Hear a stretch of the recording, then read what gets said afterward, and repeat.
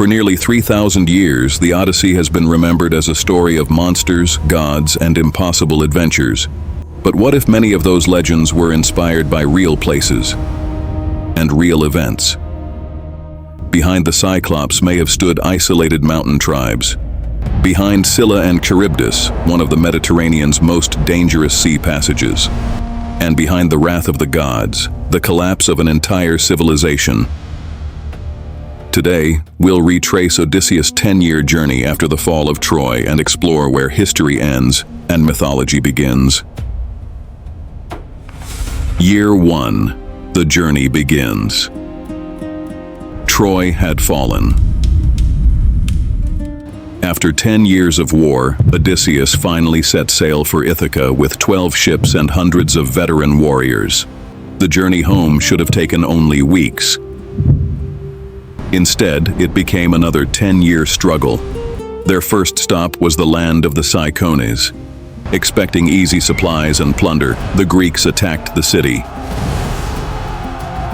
But local reinforcements quickly arrived and forced them into a desperate retreat. Odysseus escaped, but only after losing many of his men. It was the first sign that the voyage home would become even more dangerous than the war itself. Soon afterward, violent storms drove the fleet far from its course. Eventually, they reached the mysterious land of the Lotus Eaters. According to Homer, anyone who tasted the lotus forgot the desire to return home.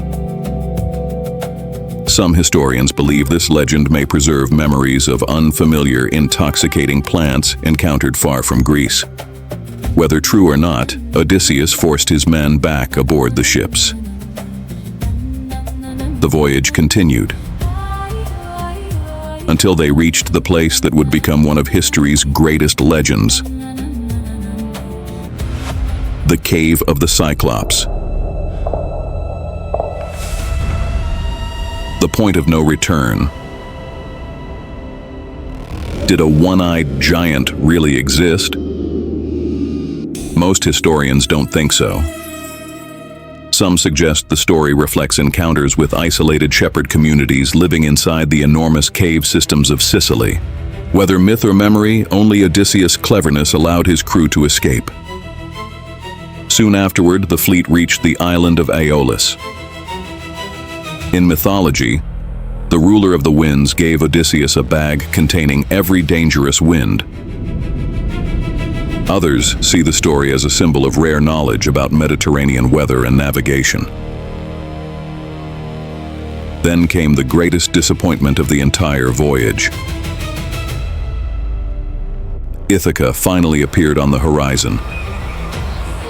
Home was within sight.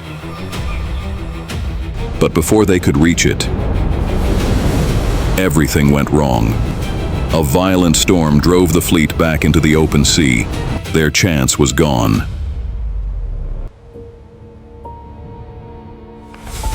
Disaster at sea. The following years brought catastrophe. The fleet entered the land of the Laestrygonians. Homer described them as giants hurling massive rocks from towering cliffs. Some historians believe the story may preserve memories of an ambush inside a narrow harbor where trapped ships had almost no chance of escape. Whatever happened there, the result was devastating. 11 of Odysseus's 12 ships were destroyed.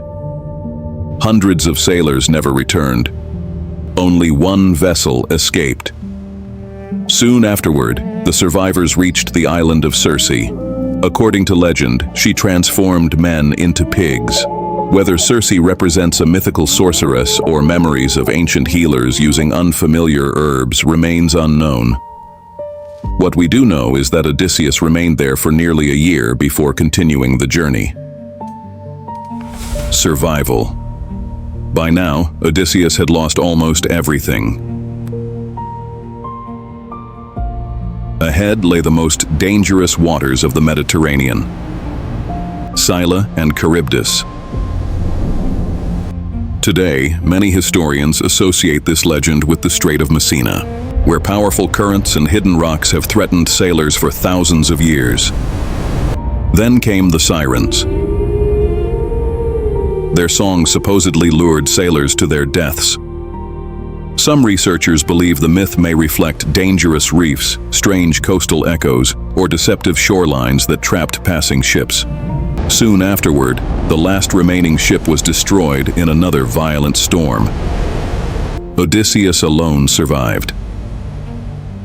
He drifted to the island of Ogygia. According to Homer, he remained there for 7 years with the nymph Calypso. Whether she truly existed remains unknown. But one fact is clear. For 7 years, the king of Ithaca disappeared from history. Year 10, the king returns. At last, Odysseus reached the land of the Phaeacians. Their skilled sailors carried him home to Ithaca. But 20 years had passed since he left for Troy. His kingdom had changed. Powerful nobles had taken over his palace and competed for his throne. Rather than revealing himself immediately, Odysseus entered his own home disguised as a beggar. He watched. He waited. And when the moment came, he struck. The final battle was short, brutal, and decisive. Whether every detail happened exactly as Homer described will probably never be known. But struggles over royal succession were common throughout the Bronze Age. The Odyssey ends not with magic, but with a king reclaiming his kingdom by force. Was Odysseus a real king, or simply a legendary hero? We may never know. But archaeology has shown that behind Homer's legends stood a real Bronze Age world, one filled with war, dangerous seas, and collapsing kingdoms. Perhaps that's why the Odyssey has survived for nearly 3,000 years, because behind every myth, there was once a real history,